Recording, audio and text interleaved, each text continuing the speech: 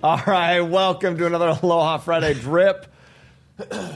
Jackson, okay, I'm here. Keep your coughs during my intro. Let me get some water here. Just kidding. We're keeping that same intro. This is Tyler Devereaux and Jackson Coffee Cough Campbell. Coffee Cough Campbell. Here I am. Okay, should we do it? Should we do it? No, we're gonna keep it. No, let's keep it. You know what? Yeah. All y'all out there, we never redo. We're authentic. We're raw. Yes. That's a raw intro. It's like, who coughs in the raps? There's a bunch of rappers. But Wiz Khalifa does probably the most. Not Wiz. Yes, he does too, but he just passed. DMX, man. R.I.P. DMX. We love you. R.I.P. Tell me your favorite DMX song before we dive in.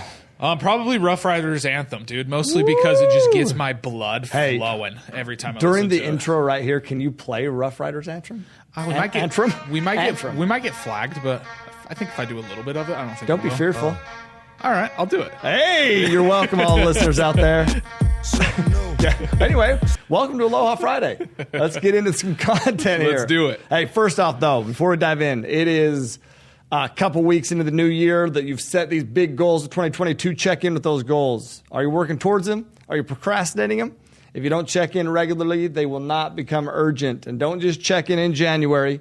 Check in every single day. Yep. Break them down to quarterly goals, daily goals, weekly goals. You get it. Yeah. All right, what are we talking about today? Today we're going to talk about we did an episode a while back about acquiring real estate. Yes. And we've done one about getting people to give you money to acquire these real estates and talk about getting those investor leads. Yep. But today I want to talk about the acquisitions process in full scope. Okay. So I'm hoping we can break that down. Absolutely. Like, let's talk about how to. Can we talk about how to build that acquisition process? Yeah. Sorry. Which yes, that's what we want to talk about. Yeah, building it's the same thing. It's just building it out, because I think a lot of the times we meaning investors, we miss these pieces, right? Mm-hmm. I love it. Let's do it. Yeah. All right. Let's dive in. Okay. Ooh, shit. Yeah. Step 1. Believe you can do big shit. Okay. That's step 1. Set it aside. Okay, number 1. I had to just think through it this the first thing that came to my mind is I had to think through step 1. No, but you do. It's a grueling process. It's not necessarily an easy thing. Well, we just talked about that last week. Last drip, man. It's a process. It is, dude. For sure. It is, and it's a great one. All right. So number 1, you need to identify what you're trying to buy, and it's so important. Okay, and people, I think I say people, but I should just say me. In the beginning, I was very nervous to define what my target was. So what am I trying to buy? Meaning, are you trying to buy apartments? Are you trying to buy single family? Are you trying to buy storage units? Are you trying to buy mobile home parks? Hotels, yeah. What is it? Yeah. And then get even granular from there. Okay, so now it's apartments, multifamily apartments. Now, what else from there? And understand that you can always pivot. People think that these decisions are finite. No, dude, you can always pivot after making a decision, but you have to make a decision first to gain that momentum. So unit count, how big do these things need to be? What type of asset class? Is it A class or is it, B class? Or is it C class? Or is it, what's the vintage, which is, the year is built? What markets do you want to invest in? So what state first, then what city, then what submarket, then what micro submarket? Jackson has a micro. Then you need to figure out what kind of returns you need, okay? What kind of returns you're looking for. Are you targeting IRR, internal rates of returns? Are you targeting ARR? For us, it's our internal rate of return. We're looking for anywhere that's 13 to 16%. If you looked at an ARR, it's 18% plus. Cash on cash return, what does it need to be at? So identify what your target is. That's first thing you do is identify exactly what it is that you want, right? Yes. And then you're reaching out to Say brokers. Yeah. So next step would be reaching out to brokers. Yeah. Who you're going to get that stuff from. But let me actually backtrack one thing too, though. Yeah. With identifying the target, you look at. I mentioned right at the beginning about goals, right? The process, the fundamentals. I need everyone to listen to this. Listen to what I'm saying. The fundamentals of your acquisitions process, the fundamentals of goal setting. It all starts with defining it. What is the goal that you're trying to accomplish? So many people are afraid to define what it is because they don't know if they can actually achieve it. Define it, man. then all these other steps begin to get a lot more clear as to what you're doing. Does that make sense? Yeah, no, totally. Okay. So now you know what you're trying to achieve. Yep. You're starting to reach out to brokers. Yeah. Yes. Go ahead. Sorry. No, you're good. So at that point, you're going to start taking action. That first action being reaching out to brokers, looking for a property that's going to meet the criteria that you've set. Yeah, who you're going to buy them from, that kind of stuff. Yeah, definitely. What if they send you back stuff that doesn't hit any of those criterias that you've set for yourself, and you're only getting leads that aren't meeting any of the criterias that you've set? Okay, so you set the target. You tell first off, have you told your broker that? Yes. And then they're sending stuff that doesn't meet those returns. That's what happens then? Honestly, it happens a lot. They will be off. They'll tell you, they'll be like, no, hey, we underwrote this. This is going to hit your targets, but they're not close. And a lot of times the reason they're not close is they don't add in the fees that we add in as syndicators. The acquisition fee, an asset management fee, a loan guarantor fee, capital expenditures on the property, all those kind of things. And so just because a broker is a broker does not mean that they're an investor.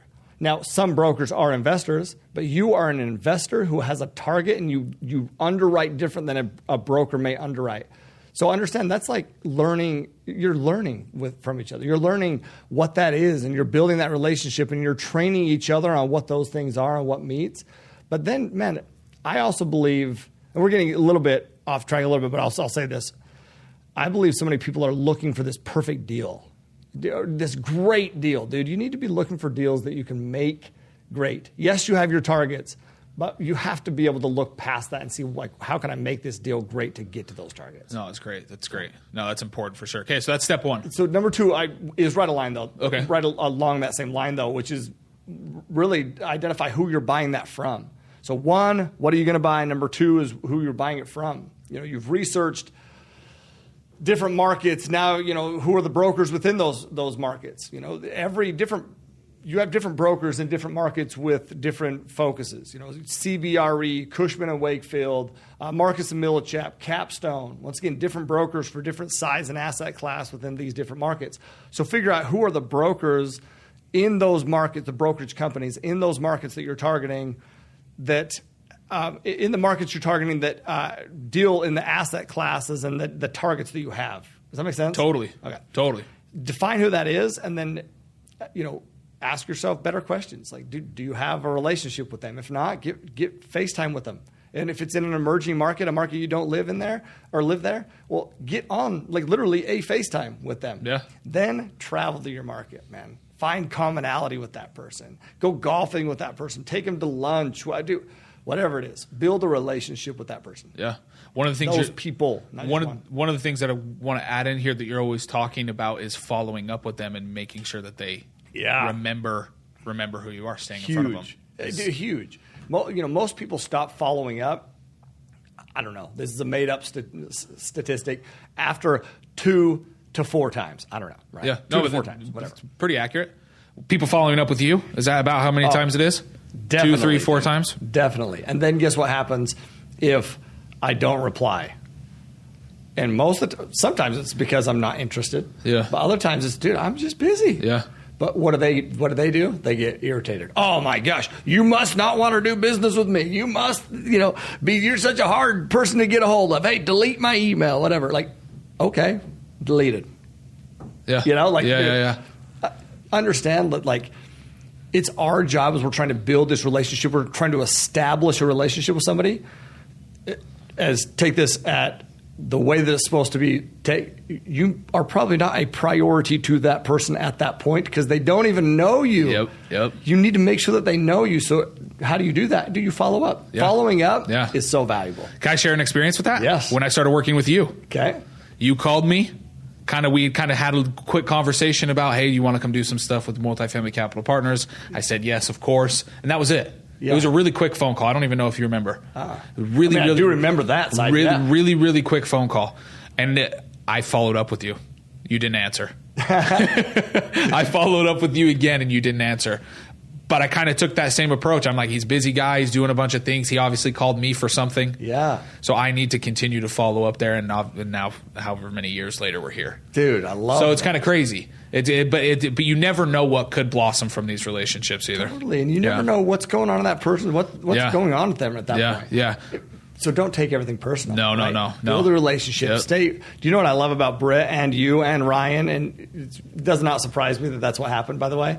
And it's funny, we've never even had that conversation. But I probably didn't even know that I was ghosting you. You know? Probably. But Ryan, you, Brittany, like, they're so good at building relationships because they're relentless with their follow-up, because they know their value. And know that those people that they're following up with will want a relationship with them. Yeah. So know your value for Absolutely. sure. But stay in front of them, man. Reply back.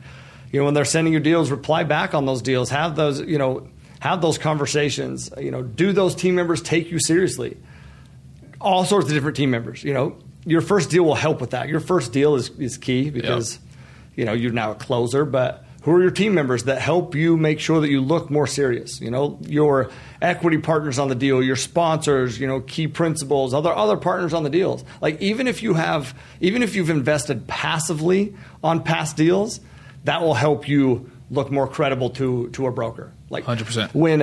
When I'm building a relationship with a new broker, I'll always, even if they don't ask for it, I'll always send a schedule of real estate. You want to know why? Because I don't want to, I believe that with my first conversation with them, they know that I'm a player. And I have a whole, that's because I'm very strategic with that first conversation to let them know that. Yeah. But even regardless, man, just in case there's any sort of question, I send them a schedule of real estate that has all of our real estate holdings. And they're like, oh shit, dude's a player. Dude owns some real estate. He can close some deals. But guess what? I did that before I even owned a deal. You want to know why? Because I found people to partner up with that had a schedule of real estate that I could piggyback off, work with, mentors, partners, whatever, because they had more credibility than I did at that point. And then we build and we grow to the point where you have credibility, right? Yeah. So if you're having a hard time, that's cool. That's great actionable that I just want to pull out really quick. So if you're having a hard time building these relationships with brokers or lenders or whoever it is, trying to get approved or trying to get deals coming your way, partner up with somebody that has, and you don't have a schedule of real estate. This is what I'm trying to say. And you don't have any track record to show that you can do this. Partner up with somebody who does. Yeah. Take a cut. Yes. Take a huge cut. If it means you getting into your first deal, it means you getting into your first bill. Totally. One of the things Ryan Woolley taught me, a small piece of the pie is better than no pie. Yeah. I love it. Right? So get into your first deal, get that experience, use their track record to help you gain that relationship. Do you know why though? Ryan Woolley has an abundance mentality. Ryan Woolley, so many people will think an abundant mentality means carving and getting as much ownership as you possibly can. No. Ryan Woolley has an abundant mentality, meaning he knows that if he's providing value to other people, if he's bringing other people in, if he's making sure that other people are taken care of, he will always be taken care of. And that's why Ryan Woolley is very successful in everything he has been doing, is because he provides value and has an abundant mentality. And I know you know that. Yeah. Like he's not afraid to hire, to pay employees, to give bonuses, to incentivize. Like I love that about him. So do I. Yeah. So do I. Okay, so that's number one, is build the relationship. Who are you? Where are you trying to get Number one is your target. Number two is then who are you buying that from? Right. And then number three, I would say, how are you going to find what you're looking for? So I would define that as your pipeline, your system, and your teams. So your pipeline is an example, okay?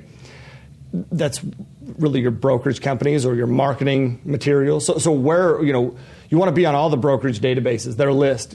For every single area that you're targeting, you want to build relationships, not just with one broker, but multiple brokerage companies, multiple brokers within different brokerage companies, because they come across different deals. And you want to get the notifications for those deals. And then you're going to really hone in and build relationships with a few of them. But you want to have relationships in the beginning with all of them, because that's how you're going to know who's the player and who you want to build a relationship with. Then when you get a deal, make sure that you're replying immediately, man, to that deal. Like I'll tell you, when somebody sends you a deal, when a broker sends you a deal,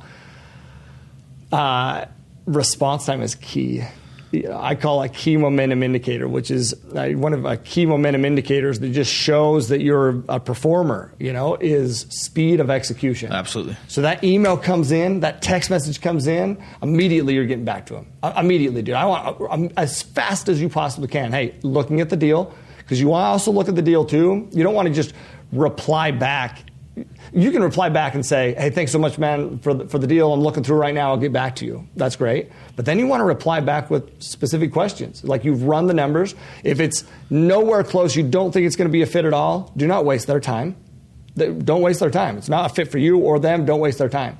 If there's any way, if you think that there's a way to make it work, or you're hoping that there's a way to make it work, okay, hey, what's the guidance? That's a question. It's a better question. What's the guidance to a broker means, a lot of these are called offers, so they're not going to give you a price, right? Even if there is a price, though, they know what they're looking to get there. So what's the guidance? What's the price per door? What are they looking to get? What's the cap rate? Whatever. Most of the time in today's market, they're going to give you a price per door.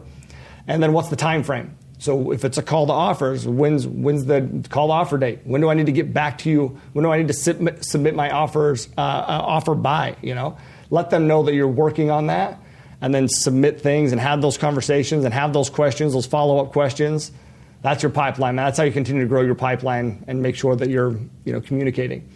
Which comes into, then I would say on top of that is now your system, right? So your pipeline, great, now your system. So what is your system or platform that you use to sort through deals?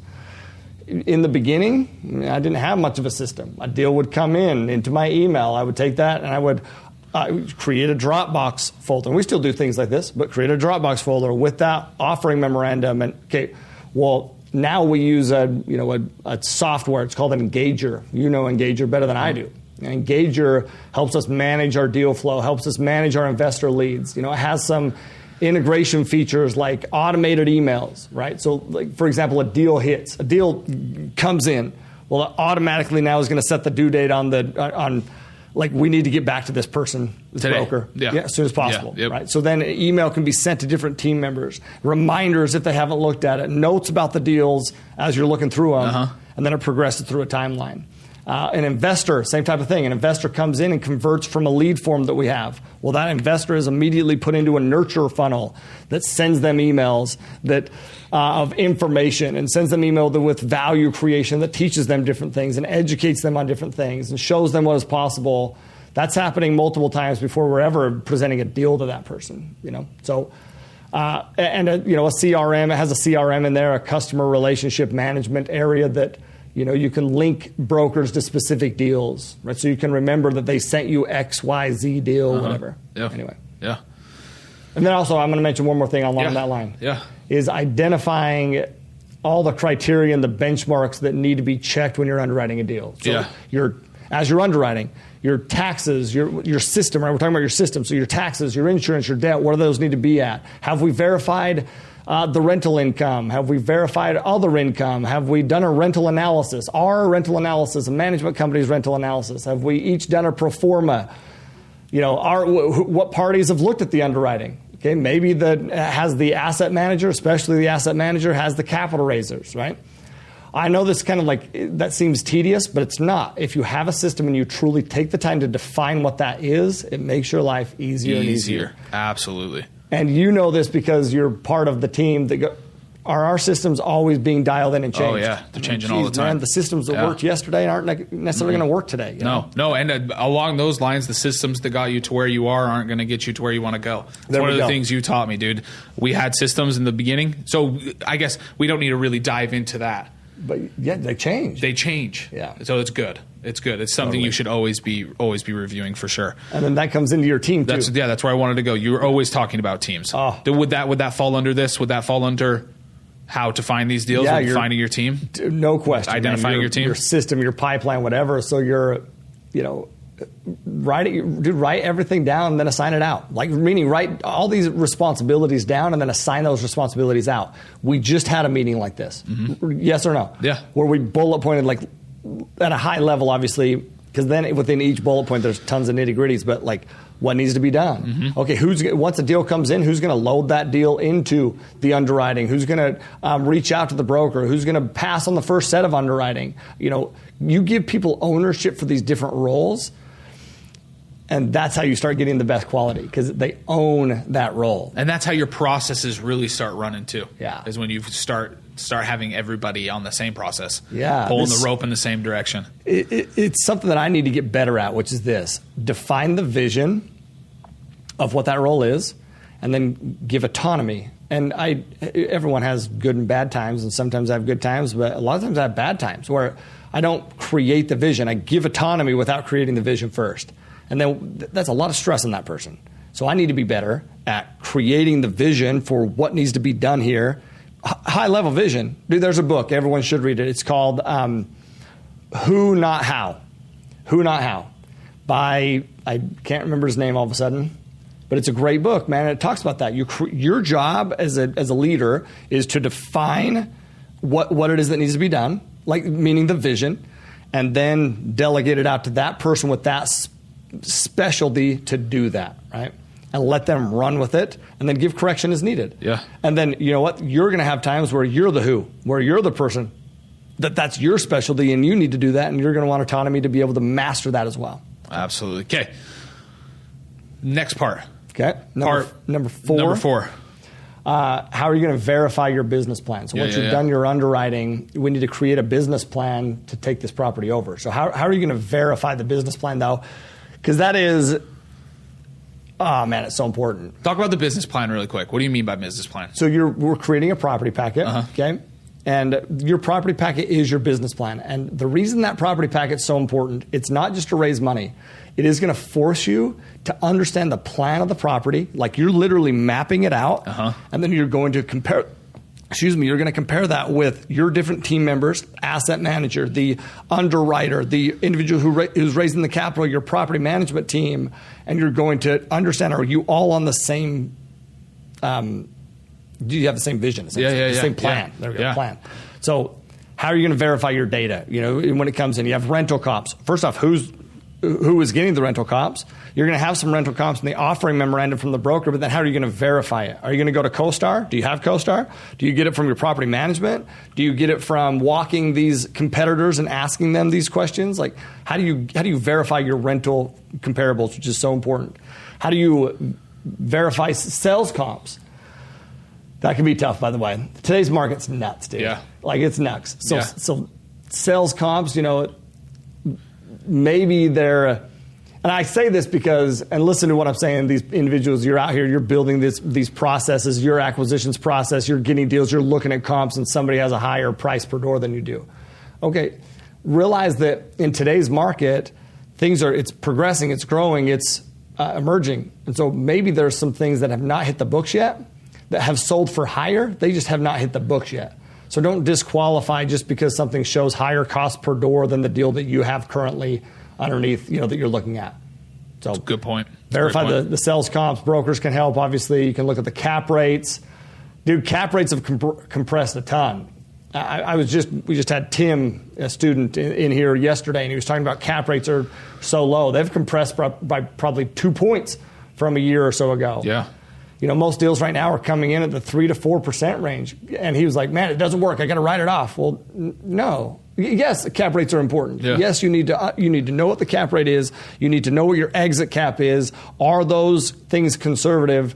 But you also need to know what are the metrics on that deal. Yeah. Meaning, can you go in and is rent outpacing where that cap rate, decline has been? Anyway. I can go down deep into rabbit hole. Yeah. You know, when we look at cap rates and interest rates, but we need to verify them. You know, verify the business plan. Is it conservative or aggressive? Are our performers conservative or aggressive? You know, you can create your own performers. You can then double check with the property management company, and then collaborate. You know, once again. Send that business plan to all the other team members. So once you've put together your business plan, this is step 4. Once you've put together your business plan, you're going to want to verify that business plan is going to work. Yes, dude. And you're verifying, and you've seen it. Yeah. We go back and forth, and property packet's like my baby, right? Yeah. I'm usually one of the last ones now to lay eyes on the property packet. But why do I still lay eyes on the property packet? Because now my job is from a high level. I haven't been in the weeds. It's from a high level to poke holes in that. Ryan, Zach, whoever, that has been passing off on the underwriting. Why is this here? Why does this make sense here? Melissa, who's working with returns too. Where does this come in here? How have we accounted for this? Asset manager. Okay, Lindsay, how have we this rent growth? How much are we increasing the rents in year one? And how many unit turns are we going to do in year one? It's verifying it and just poking holes in it. So yes. Awesome. Awesome. Okay. Number 5. Okay. What's the next step here? Do you remember, first off, last podcast that we did, Aloha Friday? Uh-huh. Do you remember what the topic was? The very last one that we did was energy.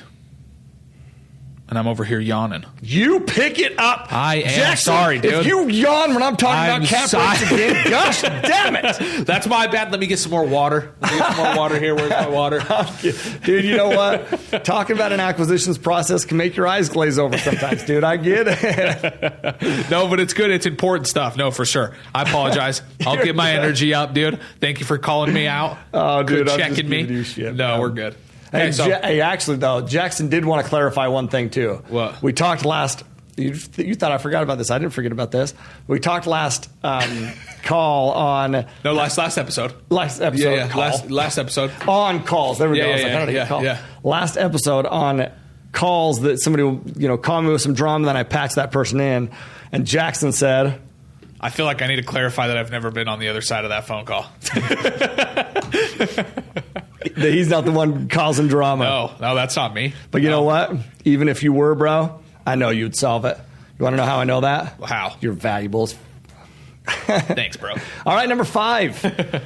How are you going to buy it? Yeah. Okay. So you know it's a good deal. We've Yes. done it. Now we're Verified to the point. it. Now we verified the business plan. So now we got to buy it. How Yep. are we gonna? How are we going to pay for that son of Yeah. a beat? Yep. Debt and equity, right? Right. Where are those pieces coming from? So Right. do you have a loan guarantor on the deal, a sponsor on the deal, right? Do you have somebody that you're working with? If not, you better get that person in place right away. Yep. What kind of debt piece are you going to put in? Is it going to be an agency debt piece? Is it going to be a bridge loan? Is it going to have a floating rate or a fixed rate? Has that been accounted for within your underwriting?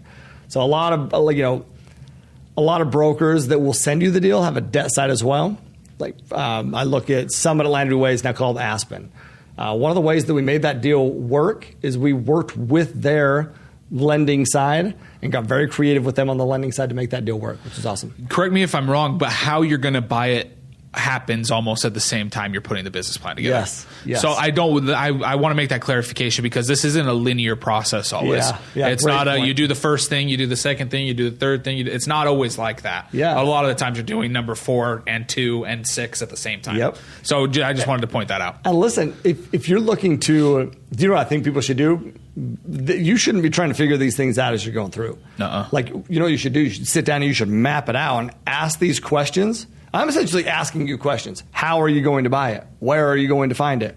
You need to now sit down and answer those questions. And when you answer those questions, or you don't know how to answer that question, now you know that you need to go get the answer. Yeah. You know? Yeah. So answer these questions that I'm asking you right now. Yeah. So, so where's your sponsor going to be? What debt are you going to put in? And then how much can you raise? Where's the equity piece coming from, right? How much can you raise? If you're not sure how much you can raise, my advice would be to raise for somebody else first. Provide some value and raise for somebody else's deal first to test the waters on that.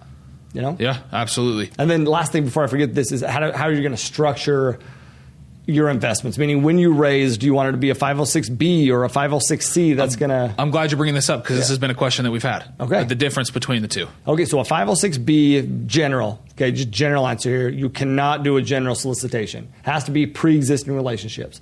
A 506C, you can do, so like advertising campaigns. I can go put it on Facebook. I can blast it out to people. Uh-huh.